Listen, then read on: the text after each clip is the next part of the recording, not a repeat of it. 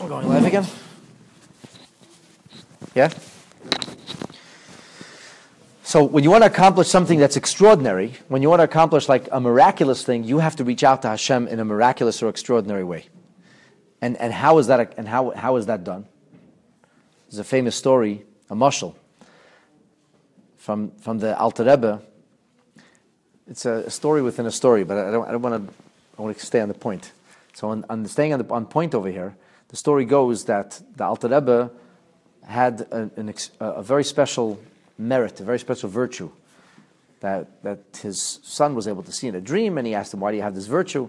And he said, because I spent 10 years making Bali Tshuva. Spent 10 years of my life going from place to place, trying to bring Yidden home. And he said he did so because of a teaching of the Maggid, that the Maggid of Mizrich taught about these two children who were with their father. That one was a child who came all the time, and they had a wonderful relationship, and it was beautiful. It's beautiful. His father sees the child with him, it's very nice. And then there was a child who was estranged and lost. And he said, and then after many moons of estrangement, somebody was able to orchestrate bringing that child home. And the father was very, very emotional, much more intensely emotional than when he saw the child he sees all the time. There was something very special about that homecoming, about that reunification. And that was a mashal, that was a metaphor for a Yid who has gone off the path and who has returned. And interestingly, one of the things we say about Moshe Rabbeinu is Rabim Heishav Me'oven. Moshe turned many away from sin. And on the tombstones of the Rabbeim, it says these words, Rabim Heishav Me'oven. Sometimes the greatest thing you could do is to bring somebody home to Yiddishkeit. There's a certain power, a certain wonderment, a certain incredible energy in bringing somebody home to Yiddishkeit. And that's what Esther wanted to accomplish here. So Esther understood the virtue of Baal Tshuva. She understood the virtue of bringing every single Jew home. She said, these are extraordinary times. We have an extraordinary threat that hangs over us, an existential threat. And the way that we're going to be able to transform this is by bringing home Hashem's children. Lech Kneis es kol haYehudim. Perhaps a microcosm of this was experienced in our time, when in the days leading up to the 6-Day War, where you remember much better than me, because I was still on the way in Gan Eden on the way down at that time. But some of you are old enough to remember very well the way Holocaust scenarios were being openly discussed, where the Arabs are talking about pushing the Jews into the ocean. Right? These are the peace partners, first. Slaughtering Israel, and Israel's friends were not standing by to help, and Israel was in an existential threat. And the Rebbe, at that time, launched the Tefillin campaign. And he talked about the verses that says that the nations will see and they will fear you. This is Tefillin Sheberesh. And the Rebbe encouraged that everybody should get Yidden to put on Tefillin. People who hadn't put on Tefillin in decades, people who have put on Tefillin in their life. And in the days leading up to the war, thousands of Yidden around the world put on Tefillin. Some of them for the first time, many for the first time in their lives. And we don't have to use any hyperbole or imagination to say that the 6-Day War was a miraculous event.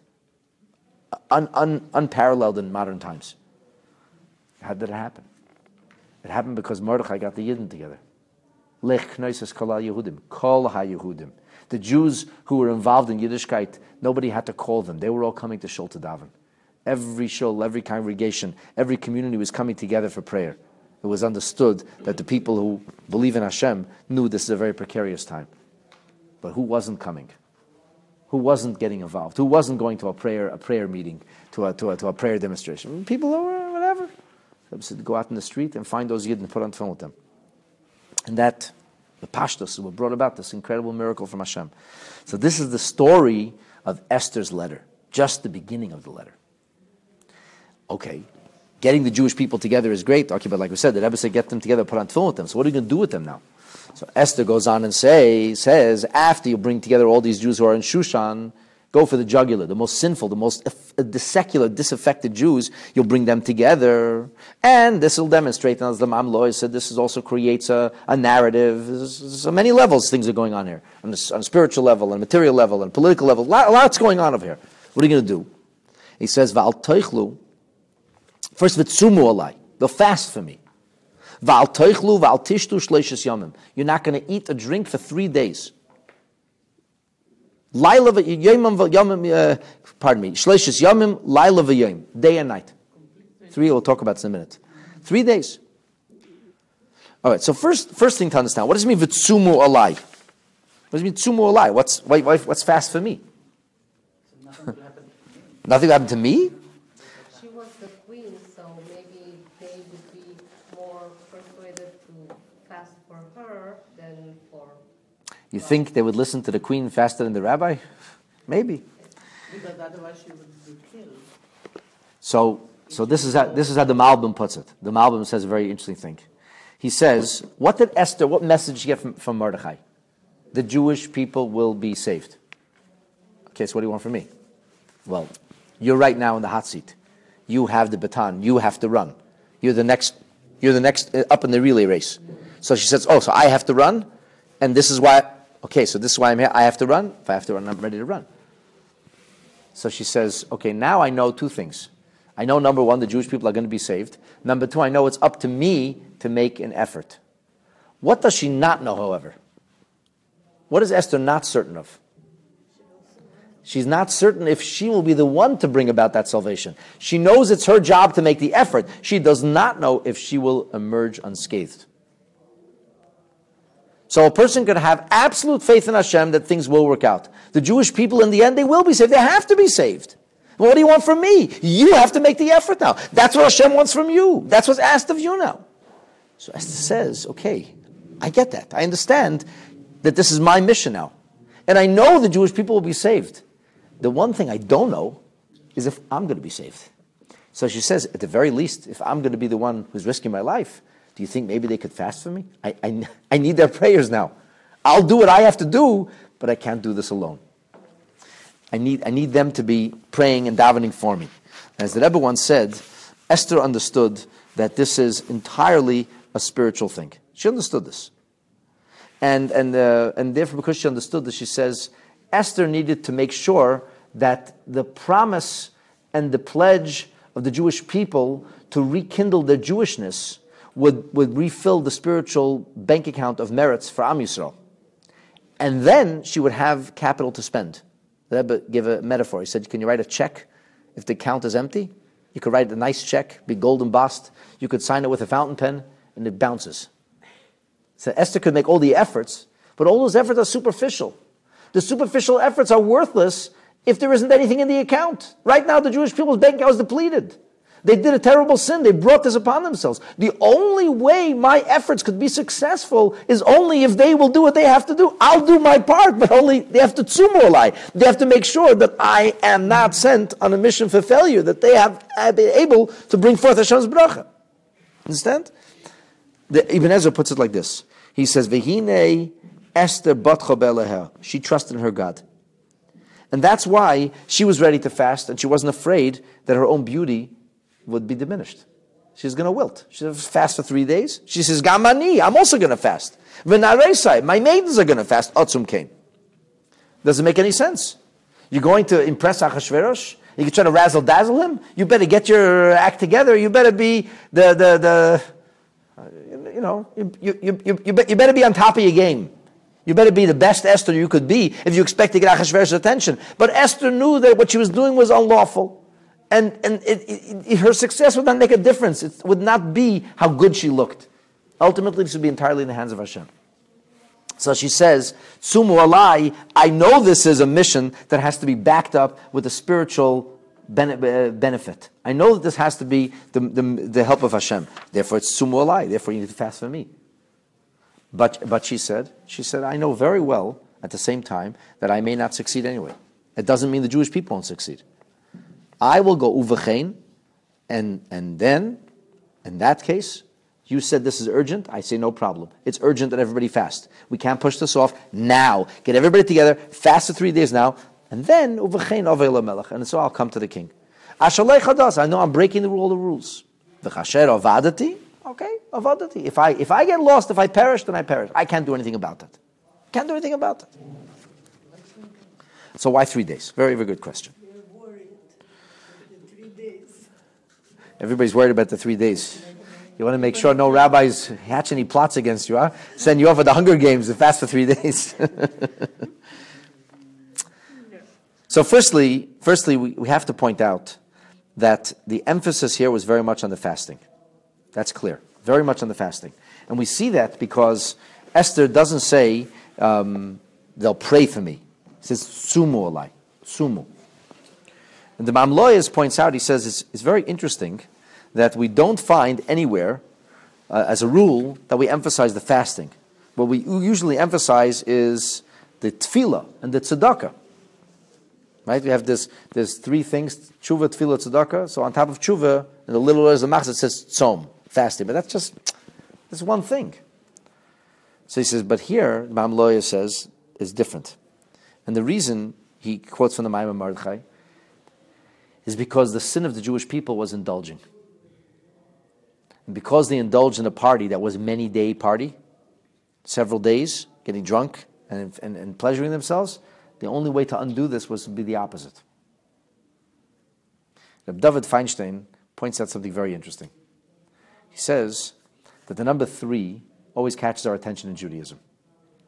First of all, I'm saying this, he doesn't say this. Number 3 is a chazaka. Number 3 is like establishes permanence. But he says, we know that the idea of Purim, the Gemara tells us, was Kimu v'kibla HaYehudim. The Jewish people accepted upon themselves what they had begun to accept in the time of Matan Torah. We know that Matan Torah, the Gemara in Shabbos tells us, is very much connected to the number 3. We back on? Mm-hmm. So the Torah is given on the 3rd month from leaving Mitzrayim, B'chodesh HaShlishi. The Torah is given in triplicate, Torah, Nevi'im, Ketuvim, Tanakh. The Torah is given to the Jewish people who are divided into 3 grades, Kohanim, Leviim, Yisraelim. The Torah is given to the leader of the Jewish people, comes from the 3rd tribe, Reuven, Shimon, Levi. Moshe Rabbeinu is the 3rd son, Miriam, Aaron, Moshe, and a bunch of other things. But it goes to a whole bunch of things of 3s, a lot of 3s, which maybe another faith system took and went in a different direction, but that has nothing to do with us. That's not our problem. But the number 3 was a very important number for Jewish people. And therefore, since this whole business was now reaffirming the commitment to Torah, maybe David says that's why this is a good idea to have the number 3 that's attached, number 3 attached to it, because number 3. Now, a fasting for a day, happens. It's a regular occurrence. That wouldn't be so extraordinary. It's hard, yeah, but a day is not so extraordinary. 2 days, that's already really, now you're doing 3 days unheard of. But remember, this was an unheard of situation. Unheard of situation. And therefore, because it was an unheard of situation, Esther demanded an unheard of kind of devotion from the Jewish people. Now, the Mamloyas says something very interesting. He says, the Gemara says, that you can't survive. What happened? You can't fast for 3 days. Can't fast for 3 days. Mamloy says, right, well, first of all, in India, there's still people who do it today. He says it's not true. You really? No, I'm not rubbing it in, on the contrary. And Mamloy says that you could do it. And he says there are people who have fasted for 4 or 5 days. Even 4 or 5 days. So why do we say you can't fast for 3 days? People can't fast more than 3 days. So he says because there are some people who can't. Some people will die. Now here's the problem. We know when it comes to making a gezeira on the tzibur, it has to be a gezeira shahat tzibur yecholim la'amod bo. It has to be something that everybody should be able to do, not only some people. So if it's going to be 3 days and some people can't do it, how's that going to work? So Mamloya suggests that they did eat in the evening. They did eat something just in the evening. They ate and they went back to fasting, and then they fasted. I don't want to compare it to anything. And then they fasted, and then they ate something, and then they fasted. So there was 3 days. It wasn't an impossibility, but nonetheless, it was 3 days of intense prayer, 3 days of fasting. Now, on a simple level, it doesn't seem like that. It seems like Laila v'yom. That's what it seems like. But the Mamloya says with a certainty, he says twice that it was mafsikim b'beijim. They would stop. It would stop. It was not shleishis yomim ritzufim. Lehoisa gzeira shleishis yomim ritzufim. He says elu b'hafsokas with interruptions, and that's the idea of shleishis yomim shilu shel yom. A triplicate of days.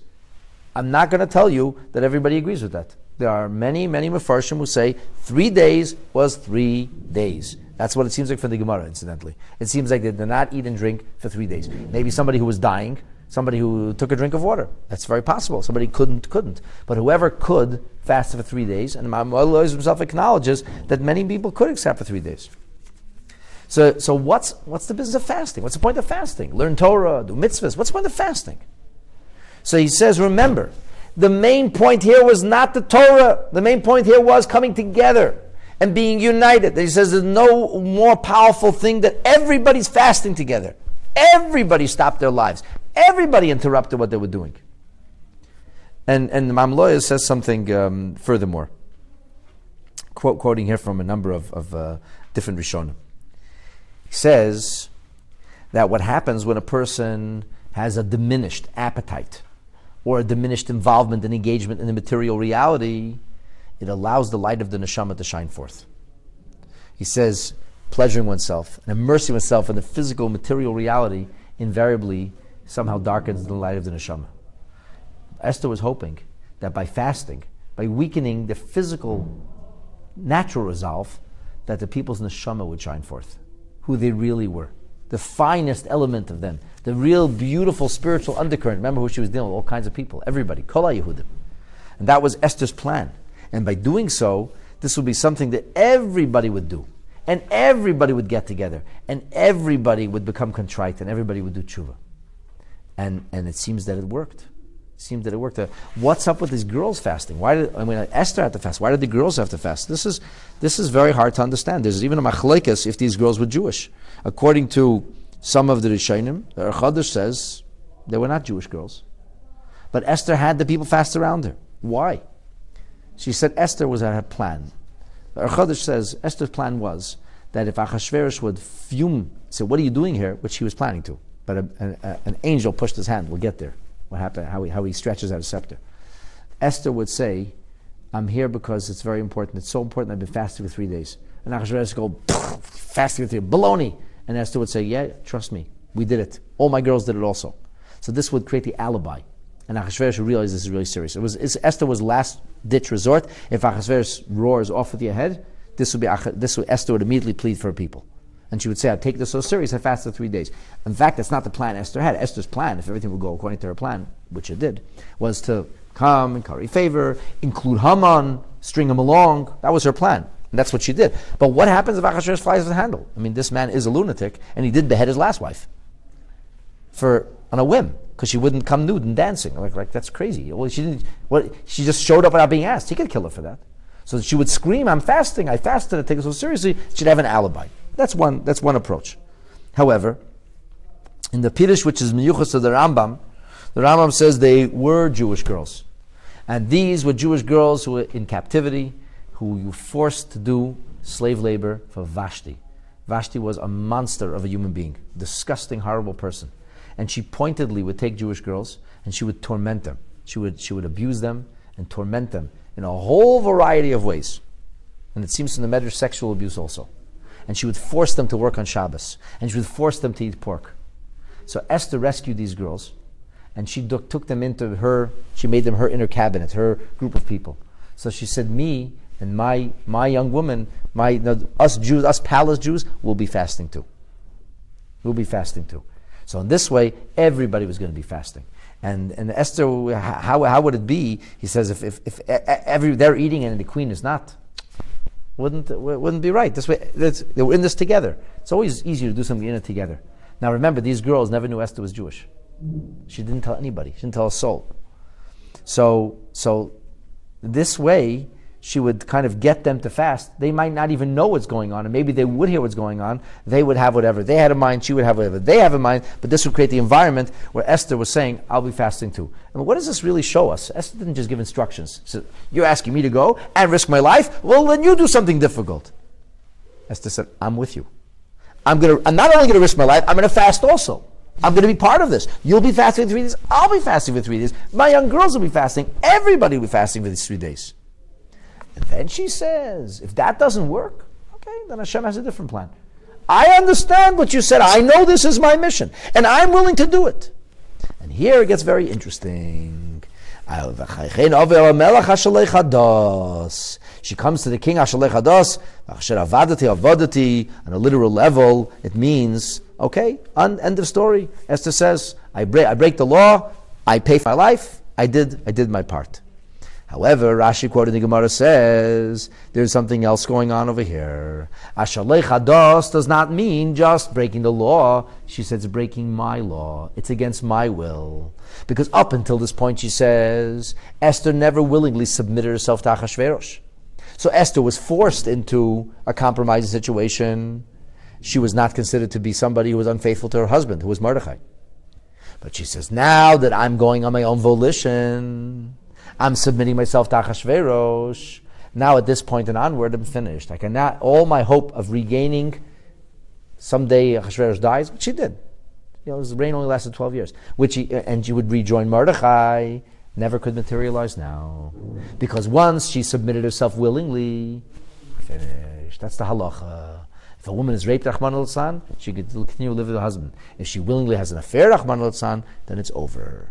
She can't live with her husband anymore. So Esther knew this. She said, Hashalech Hadas, do you know what you're asking of me? Do you understand what and Mordechai knew exactly what he was asking.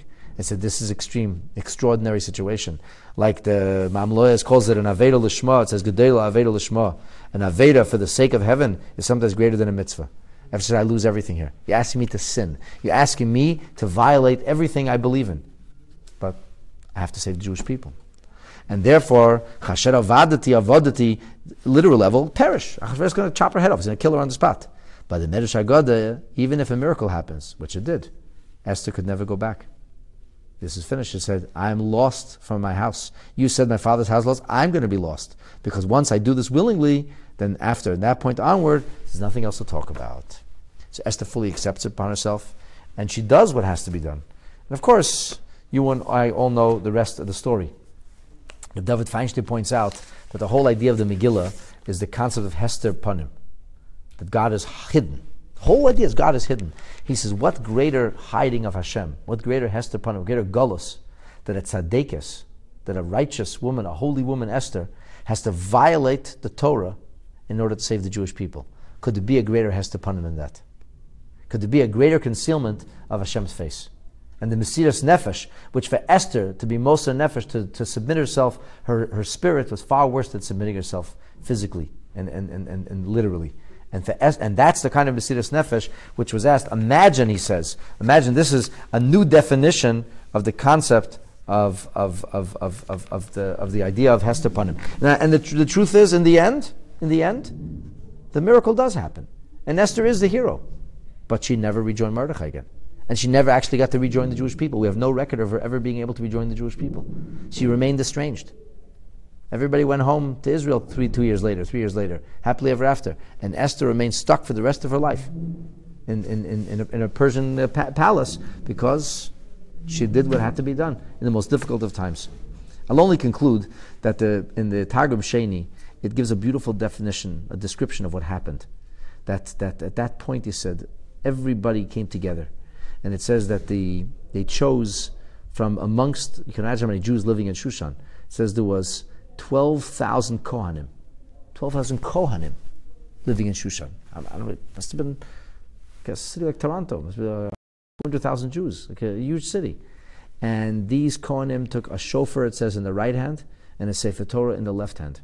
And they went to every place where Jews were. And they blew the shofar, and they wept. And it came with a Sefer Torah. And the people seeing a Sefer Torah, they were visibly moved. Everybody stopped. Everybody was inspired. And in doing so, everybody came home. Everybody came home. Everybody did tshuva. And everybody was united. And the Paschagen Achsav finishes off with incredible last 4 words. He says, V'nodu avasana min kivrehin. The ancestors were stirred from their repose. Meaning this woke up Avraham, Yitzchak, and Yaakov. When all the Jewish people did tshuva, even the Shushan Jews, even though assimilated, they did tshuva, not only did it make a difference, so to speak, it woke up Hashem, it woke up the Neshamas on high. Now the Neshamas are woken up on high. We have to wake up the Neshamas. It's not so simple. When the Neshamas got woken up on high, then they started their prayer. Because originally, you remember, Avraham, Yitzchak, Yaakov came and they prayed. We talked about the Medrash, and Hashem said, nothing doing. And then Eliyahu Navi came running to Mordechai. But this stirred the Avot. and it's through the Avot, when the prayers started coming on heaven and on earth. So this was the most magnificent moment for the Jewish people. In the darkest of times, in the greatest of concealment, where a tzaddikus has to violate herself in order to save the Jewish people, was our most magnificent moment, where everybody came together in a way, as we mentioned, unprecedented and unreplicated, on earth and in the heavens. And they fast on Pesach. Oh, we didn't even get to that. Now, which 3 days it was, and what Mordechai did, and how everything was carried out. We're out of time. So, Be'ez Hashem Yisbarach, we will continue that next week.